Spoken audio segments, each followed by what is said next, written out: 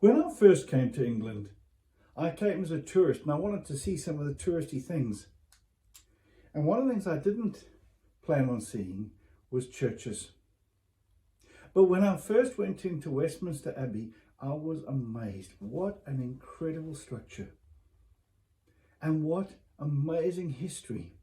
And I've made it a habit of going into churches all over, and there are so many beautiful churches. But there's a tragedy here, is that many of those churches are empty. Mark chapter 13 tells the story of, as Jesus was leaving the temple, one of his disciples said to him, "Look, teacher, what massive stones, what magnificent buildings." "Do you see all these buildings?" replied Jesus. "Not one stone here will be left on another. Everyone will be thrown down." Herod's temple was a magnificent structure, but it was there not to honour the Lord, but to honour Herod. And it took many years to complete, and was only finally complete after Jesus' death. But in the year AD 70, it was thrown to the ground, every last stone of it. All we have left is the western wall, which was part of the foundation. You see, buildings, there's a theology of buildings. Buildings need to be used for God's glory.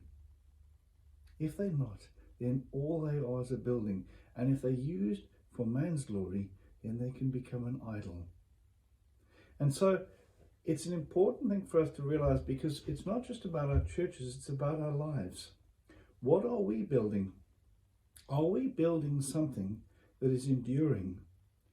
Or are we building something that could be thrown down in an instant? Investing in houses and investing in things in this life, we know that they're all temporary. But God reminds us to invest in heaven, to build our heavenly homes, to store up treasures in heaven where they can't be destroyed. How do we do that? By being faithful to God and by living as he taught us to. And so all these magnificent buildings one day will be no more. It's hard to believe, but if they've been used for God's glory, then the work that they've done will be seen and reflected in heaven.